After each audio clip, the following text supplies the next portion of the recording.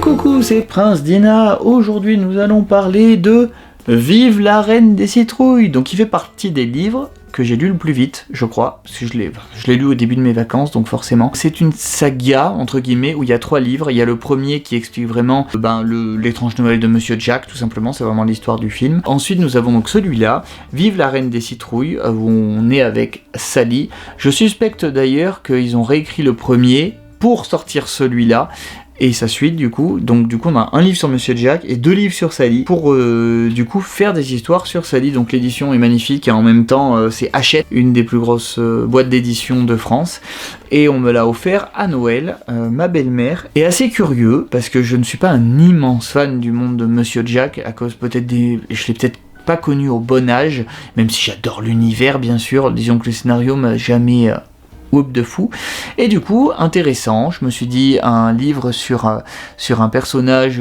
qui est très apprécié mais qu'on ne connaît pas beaucoup. Donc il est écrit par Shea Ershnow, et traduit de l'anglais par Arnold Petit. Donc on est du côté de Sally. Elle devient la reine des citrouilles parce qu'elle s'est mariée, tout le prologue est là-dessus, et elle part en lune de miel avec Jack, et elle a un peu de mal avec le fait d'être reine.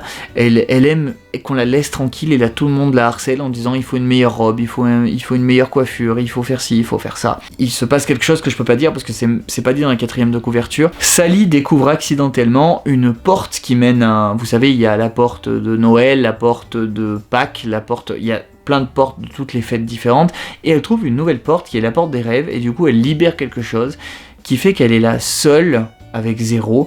Je vais être obligé de spoiler un peu plus tard, je vous le dirai, mais en gros j'ai vraiment aimé, je m'y attendais pas parce qu'au tout début c'est un livre écrit à la première personne, donc c'est vraiment je veux pas être la reine des citrouilles, je me sens pas bien, je me sens pas ci, je me sens pas là, et ça m'a rappelé des vieux souvenirs Hunger Games et Twilight. Alors quand j'étais jeune j'aimais bien, je dis pas que j'aime pas à la première personne, mais quand on est dans une tête très jeune, très adolescente, je pense que j'ai passé ce cap à mon âge, et du coup ça me fatigue en fait, ce genre de questionnement. Mais ça évolue très vite, il se passe à partir du chapitre 3-4, vraiment il se passe cette fameuse chose, et vraiment Sally est obligée de passer par-dessus son personnage très cucul à praline, parce que c'est plus ou moins la seule qui peut régler le problème.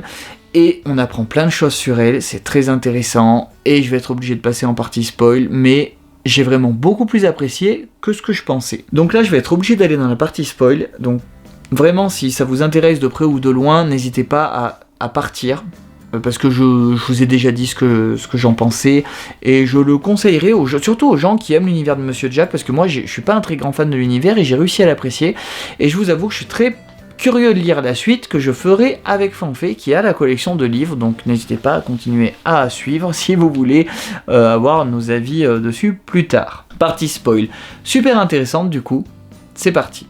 Elle a libéré le marchand de sable, qui est un méchant on va dire, parce qu'il peut pas s'empêcher d'endormir tout le monde, il est dans un état second, il endort tout le monde avec son sable magique, parce qu'il a besoin de se nourrir des songes, parce que lui il n'en a pas. Donc Sally va partout, mais tout le monde dort. Le monde des humains, le monde de la Saint-Patrick. Il y a un personnage qui dort pas dans la Saint-Patrick, mais c'est voilà, un léprochaune, un farfadet, qui lui dit allez directement dans le pays des rêves, ça ira plus vite.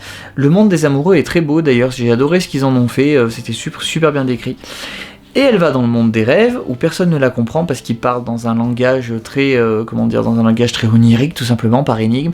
Et elle rencontre les gouverneurs du coin, et qui sait, c'est les parents de Sally. Vraiment, elle apprend du coup qu'elle n'a pas été créée par le Dr Flickenstein, qu'elle vient d'ici, qu'elle a été capturée, parce qu'il n'arrivait pas à se créer une fille, et du coup il a été enlevé. C'est assez spécial. Et il y a tout un truc comme quoi les parents ne veulent pas que Sally reparte, mais elle veut sauver son mari, elle dit je suis la reine des citrouilles, il faut que j'assume ce poste. Et elle ne réussit pas à convaincre ses parents vont raser totalement la forêt, donc du coup elle dit je peux pas retourner chez moi, les parents disent on est désolé, il y a un moyen, il faut que tu retournes dans le monde des humains. Et du coup elle passe par le monde des humains, et là-bas elle croise la reine d'Angleterre qui dort, et je me suis dit mais pendant 4 pages il parle de la reine d'Angleterre, et en fait la reine d'Angleterre l'a fait se rendre compte, lui donne envie d'être une reine comme elle.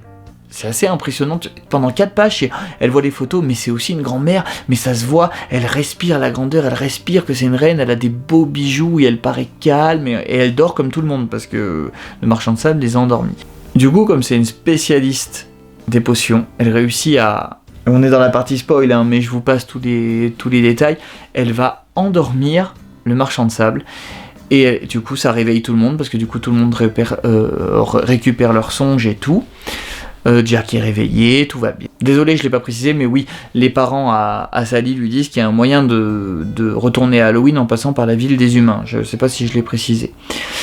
Et du coup, elle dit bah non, tu les verras pas et tout, machin, ils ont dû détruire toutes les portes, et du coup ils vont dans le monde des humains pour voir la reine, et les parents sont là parce qu'ils ont dit on pouvait pas te perdre à nouveau, on aurait dû venir avec toi, on est désolé, machin.